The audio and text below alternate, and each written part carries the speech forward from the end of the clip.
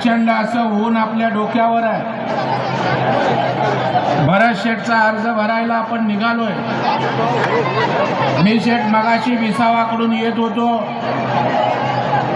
विसावापासून ST stand पर्यंत त्या ठिकाणी हजारोच्या संख्येनं भरत शेठ आगे बढोच्या घोषणा देत त्या ठिकाणी जनसमुदाय येत होता. नंतर मी नातेखिंडीकडून या ठिकाणी येत होतो. त्याही वेळेला प्रचंड अशा प्रकारची गाड्यांची संख्या लोक या ठिकाणी येत होती आणि एक जनसागर आज या महाड शहरामध्ये उसळलेला आपल्याला पाहायला मिळतोय. आणि यातूनच भरत शेठना लाखाचं मताधिक्य देण्याचा निर्धार याच माझ्या भूमीतल्या लोकांनी केलेला आहे. खरं म्हणजे भरत शेठ यांच्याविषयी या ठिकाणी बोलायचं झालं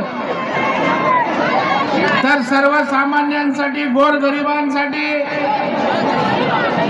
दिवस रात्र काम करणारा अशा प्रकारचा नेता, अशा प्रकारचा कार्यकर्ता सगळ्यांनी पाहिलेला आहे. आणि या महाड पोलादपूरच्या विकासामध्ये एक फार मोठं योगदान देण्याचं काम भरत गोगावले यांनी या ठिकाणी केलेलं आहे. बांधवांनो आणि भगिनींनो, मी आज या ठिकाणी आवर्जून आपल्याला आवाहन करायसाठी आलेलो आहे की महाराष्ट्राच्या अनेक जिल्ह्यांचा विकास झाला, अनेक तालुक्यांचा विकास झाला, परंतु माझा कोकण विकासापासून त्या ठिकाणी वंचित राहिला. ज्या त्या ठिकाणच्या असणाऱ्या उद्धव ठाकरेंच्या नेतृत्वाखाली समर्थन या ठिकाणी कोकणानं त्या शिवसेनेला दिलं होतं, भरभरून त्या ठिकाणी दिलं, परंतु त्या कोकणच्या जनतेसाठी काही या ठिकाणी उद्धव ठाकरे यांच्या नेतृत्वाखाली झालं नाही, हे आवर्जून या ठिकाणी सांगतो. आणि म्हणून शिंदे साहेबांना एक पवित्रा घ्यावा लागला.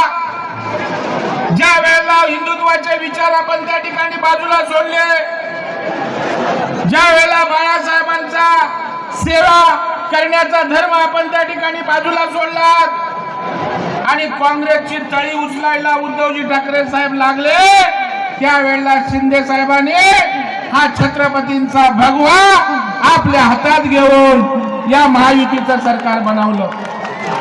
आणि आपल्या सगळ्यांना अभिमान असला पाहिजे, हे महायुतीचं जे सरकार झालं आणि गेल्या 2 वर्षाच्या कालावधीमध्ये या महाराष्ट्राला विकासाकडे नेण्याचं काम झालं, त्या शिंदे साहेबांचं सरकार बनवण्यामध्ये भरत शेठ गोगावले यांचा सिंहाचा वाटा होता. त्याचा आवर्जून मी या ठिकाणी उल्लेख करतो. या ठिकाणी आता निवडणुका आल्यात. जसा त्या ठिकाणी डोंबारी येतो तसा डमरू वाजवायचा प्रयत्न या ठिकाणी ही मंडळी करतात.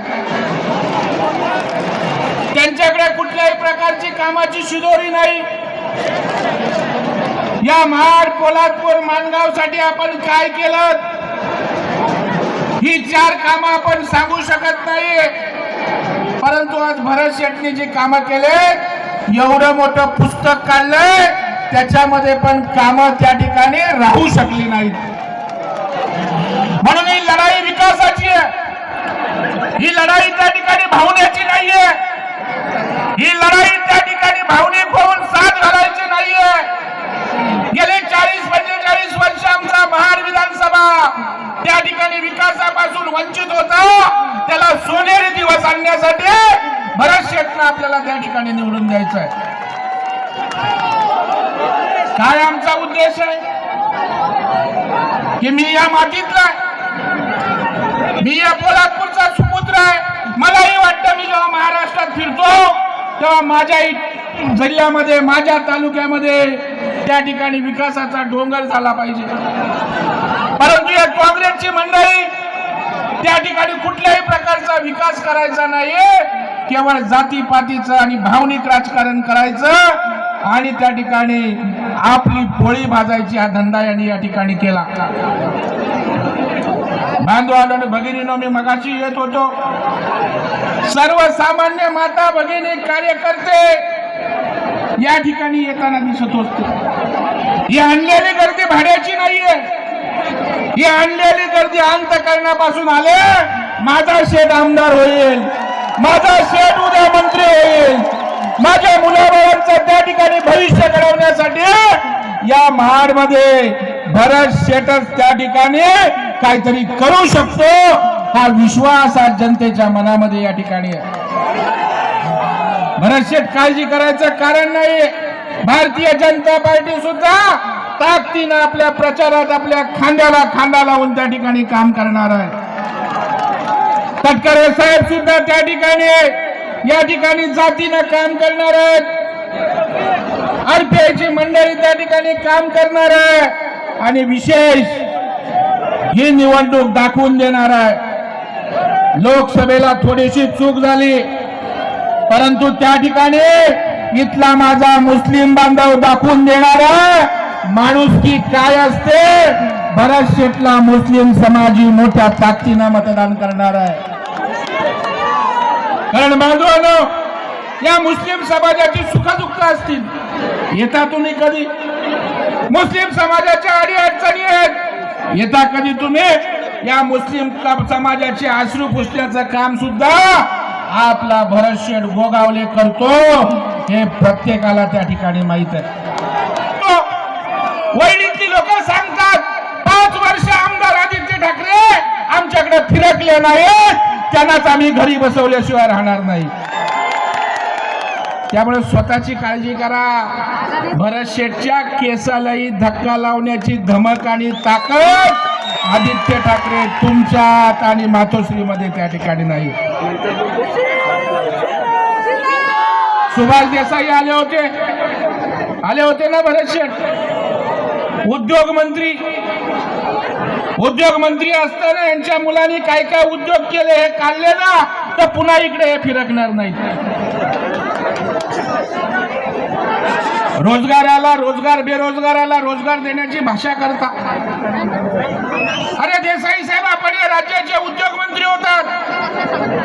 किती या महाराष्ट्रात उद्योग आपण आणलेत? या माझ्या रायगड जिल्ह्यामध्ये किती उद्योग आणलेत? मार्चच्या MIDC मध्ये आपण काय केलं? इथल्या 100 पोरांना रोजगार मिळेल असं एक काम जरी केलं असलं ना, आम्ही निवडणुकीतनं माघार त्या ठिकाणी घेऊ.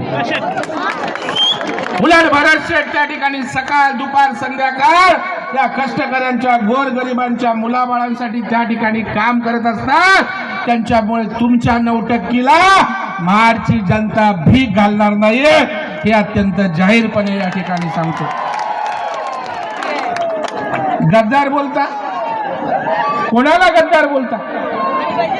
कुठला नैतिक अधिकार आहे? कुठल्या तोंडाने गद्दार बोलता?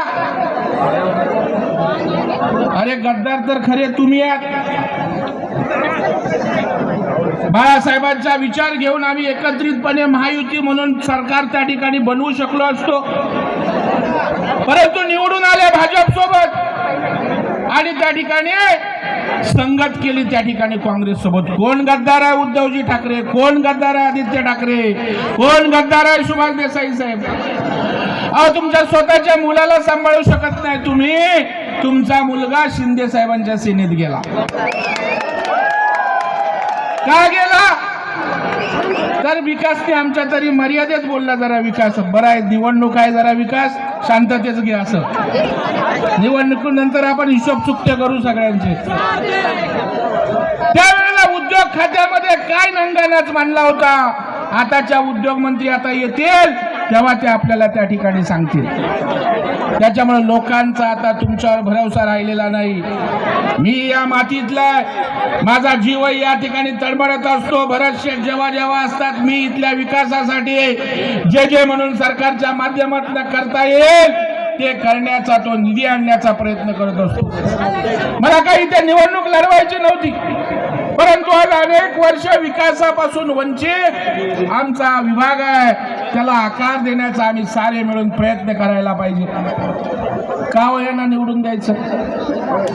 आज या ठिकाणी उभाटाच्या उमेदवारांना का निवडून द्यायचं? त्यांनी 5 कारणं सांगावी की या गोष्टींसाठी त्या ठिकाणी आम्हाला निवडून द्या. बरं, मी सांगतो आम्हाला का निवडून द्या. आज त्या ठिकाणी केंद्रामध्ये भारतीय जनता पार्टी आणि महायुतीचं सरकार आहे. आज राज्यामध्ये शिंदे साहेबांच्या नेतृत्वाखाली सरकार होतं. उद्याही या ठिकाणी महायुतीचं सरकार त्या ठिकाणी येणार आहे. मग जर सरकार आमचं येणार आहे, मग जर केंद्रामध्ये आमचं सरकार आहे, तर विकास कोण करू शकतं? आपण करू शकतो, शेठ करू शकतात. बरं, शेठ उद्या आमदार झाले तर शेठ कोण होणार आहेत? तुम्हाला सगळ्यांना माहित आहे कोण होणार आहेत. मग आपल्याला जे हिणवतात, कारण आम्ही दोघेही समदुःखी आहोत, भरत शेठ आणि मी. आपल्याला जे हिणवतात की भरत शेठनी कोट काढला, तो कोट पुन्हा सन्मानानं त्यांच्या त्या ठिकाणी अंगावर चढवण्याचं काम माझ्या महाडच्या जनतेला करायचं आहे. दाखवून द्यायचा छत्रपतींचा आमचा महाड विधानसभा, दाखवून द्या आमचा परमपूज्य डॉक्टर बाबासाहेब आंबेडकरांच्या मातीतला आमचा भाग आहे. ज्या वेळेला छत्रपतींचा भगवा झेंडा घेऊन भरत शेठ त्या ठिकाणी पुढे जातात, तेव्हा इथले मावळे भरत शेठच्याच मागे उभे राहतील, हा विश्वास या ठिकाणी द्यायला मी आलोय. काम सांगायला गेलो तर भरत शेठचं पुस्तक एवढं मोठं आहे. आपण सगळे उन्हात त्या ठिकाणी ताटकळताय, परंतु अशी शेकडो कामं सांगेल. माझ्या लाडक्या बहिणींना मनापासून धन्यवाद देईन. उद्या जर हे सरकार आलं येणार आहे, त्याच्यात सिंहाचा वाटा कोणाचा असेल तर माझ्या लाडक्या बहिणींचा असेल. आमचं सरकार माझ्या लाडक्या बहिणी आणणार आहेत. महाराष्ट्राचं पूर्ण माहोल बदलण्याचं काम माझ्या भगिनींनी केलेलं आहे. एका बाजूला लाडक्या बहिणींसाठी आम्ही योजना आणतोय. बसमध्ये त्या ठिकाणी अर्ध्या तिकिटात माझ्या भगिनींचा प्रवास त्या ठिकाणी होतोय.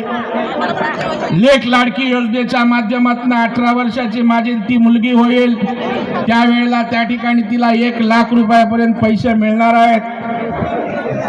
माझ्या तरुणाच्या हाताला काम देण्यासाठी बहिणी बरोबर भावालाही त्या ठिकाणी 6,000, 8,000, 10,000 अशा प्रकारचा स्टायपेंड दिलेला आहे. आम्ही शेतकऱ्यांची काळजी करतो. शेतकऱ्यांना 6,000 केंद्राच्या मार्फत येतात. शिंदे साहेबांनी सांगितलं आम्ही 6,000 देणार, 12,000 शेतकऱ्यांच्या अकाउंट मध्ये आमचं सरकार त्या ठिकाणी टाकतंय. त्यामुळे सरकार सगळ्यांसाठी बांधवांनो आणि भगिनींनो काम करतंय. आपला आशीर्वाद हवाय. काय यांचा प्रचार आहे की सरकारकडे पैसे नाही, लाडक्या बहिणींचे पैसे कुठून देणार? अरे आपण चिंता करू नका, सरकार आमचं येणार आहे. पैसे कुठून आणायचे एवढं डोकं आणि ताकद शिंदे साहेबांनी फडणवीस साहेबांकडे त्या ठिकाणी आहे. म्हणजे किती भंपकी लोक बघा. एका बाजूला लाडक्या बहिणींच्या योजनेवर टीका करायची आणि दुसऱ्या बाजूला जाऊन आपले फोटो लावून लाडक्या बहिणीचे फॉर्म भरायचे. दुसऱ्या बाजूला त्या ठिकाणी काँग्रेसचा एक कार्यकर्ता कोर्टात जाणार, सांगणार लाडकी योजना बंद करा. लाडकी योजना बंद करायची आहे, लाडक्या बहिणींची करायची आहे का बंद? मग जर लाडकी बहिणीची योजना चालू ठेवायची असेल तर कोण निवडून आला पाहिजे? आपले लाडके उद्योग मंत्री त्या ठिकाणी उदय सामंत या ठिकाणी आले. जोरदार टाळ्यांच्या गजरात स्वागत करा.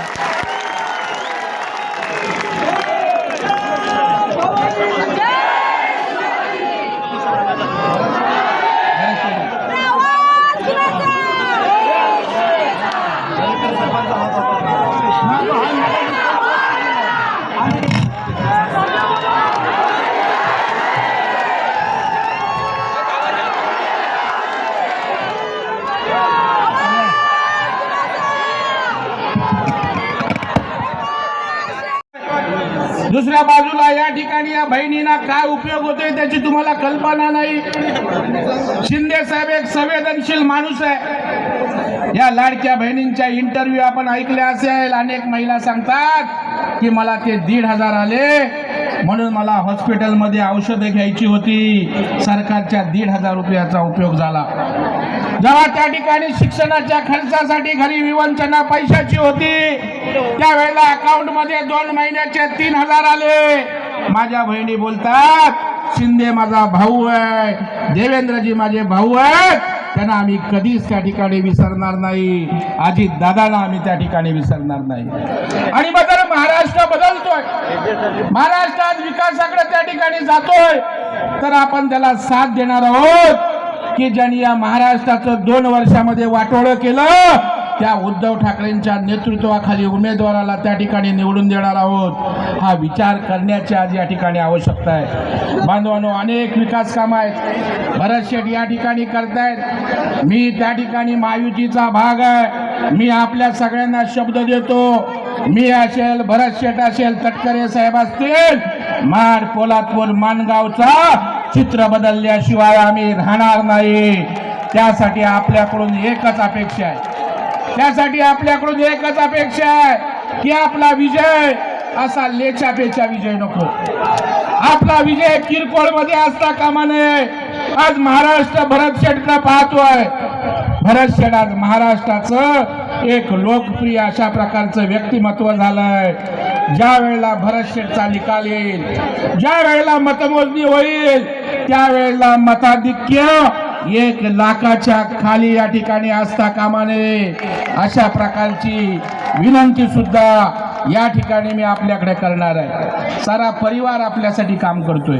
भरत शेठ आज त्या ठिकाणी बीपी, डायबिटीज, शुगर सगळे अंगावर घेऊन एवढी मोठी इंजेक्शन पोटात त्या ठिकाणी मारतात, परंतु लोकांना नाराज करत नाहीत. कोणाच्या बारशाला, कोणाच्या मैताला, जेव्हा रात्री अपरात्री आपल्यातला धावून जाणारा माणूस आज पुन्हा एकदा या राज्याच्या मंत्रिमंडळात जाणार आहे. हा आपला स्वाभिमान आहे, हे आपलं वैभव आहे. ज्या वेळेला प्रभाकर मोरे साहेब या राज्याचे मंत्री होते त्यावेळेला विकासाची गंगा या ठिकाणी वाहत होती. यांनी त्या ठिकाणी नंतर थांबले. पुन्हा एकदा महाराष्ट्राला गतवैभव आणण्यासाठी त्या ठिकाणी भरत शेठला केवळ आमदार म्हणून नाही तर या राज्याचा मंत्री म्हणून आपल्याला पाठवायचं आहे.